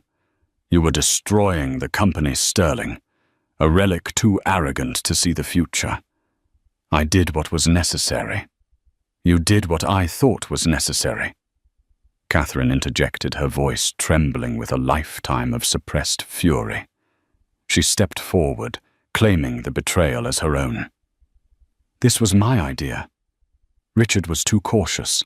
I couldn't spend another decade as your beautiful silent trophy. You didn't want a wife. You wanted a possession to display at parties while you crushed every thought I ever had. You built this magnificent golden cage and were furious when I finally learned how to fly out of it. Leo's desperation wasn't a tragedy. It was an opportunity. It was a confession born not of remorse, but of a desperate, venomous need to finally be seen as a player in her own life, not just an accessory in his. The raw hatred that had festered for 30 years was finally laid bare. Sterling listened, his face impassive, but his eyes reflected the profound emptiness of a world shattered. The enemy wasn't at the gates. The enemy had been sharing his bed and running his company. The aftermath was swift and surgically quiet. There were no flashing cameras or public scandals. Richard Davies and Catherine Rhodes were discreetly taken into custody. The story, meticulously crafted by Sterling's PR team, was of a rogue executive who manipulated a fragile wife and a desperate son. In exchange for his full testimony, Leo was not imprisoned, but sent to a private medical facility in Switzerland. The Rhodes Empire, though deeply wounded, would remain standing. A week later, Isabella met Sterling in the same library. The oppressive tension was gone, replaced by a somber quiet. A thick binder sat on the table between them. "This," Sterling began, his voice weary but clear, "is the complete unredacted history of the Logos data analytics acquisition. My legal team found irregularities, tactics that were overly aggressive even for me. I was blinded by the prize and didn't scrutinize the methods." He pushed the binder towards her. It was not just an archive. It was a confession. "My obsession with winning cost your father everything. A simple check cannot undo that. Vengeance cannot undo that. But perhaps construction can." He outlined his proposal. He was liquidating the assets of the shell corporations used in the hostile takeover. With that capital, he was establishing a new independent entity, the Marco Rossi Foundation, dedicated to funding and mentoring ethical technology startups. The endowment was 10 times what Logos had ever been worth. "It will be a legacy of innovation, not destruction," Sterling said, looking at her directly. "And a legacy needs someone to guide it. The foundation will require an executive director, someone with integrity, with a sharp eye for the truth, and with a personal understanding of what is at stake. I'm offering the position to you." Isabella was speechless. This was a justice she had never conceived of. It wasn't the satisfaction of seeing Sterling fall, but the profound triumph of seeing her father's vision reborn, magnified, and made permanent. Her long, dark quest for revenge had led her not to an execution, but to a resurrection. She looked at the man across from her, no longer a monster, but a deeply flawed human who had stared into the abyss of his own life and chosen to build something new from the wreckage. In that moment, the last embers of hatred within her finally cooled. "I accept," she said. And for the first time since she was a girl, the future felt not like a debt to be paid, but like a promise waiting to be fulfilled. And so a story that began with a single gasped warning in a luxury restaurant ends not with a simple act of vengeance, but with a complex and profound redemption. It's a stark reminder that the deepest betrayals often come from those we hold closest, from behind the gilded walls we build to protect ourselves. Sterling Rhodes, a titan who could command the world, was brought to his knees by the lies in his own home. And Isabella Rossi, a young woman fueled by a righteous hatred, found that true justice wasn't about destroying a life, but about rebuilding a legacy. Their story proves that sometimes the person who saves you is the last one you'd ever expect, and that a single moment of courage can unravel a lifetime of deceit. If this story of betrayal, suspense, and unexpected redemption captivated you, please hit the like button to let us know.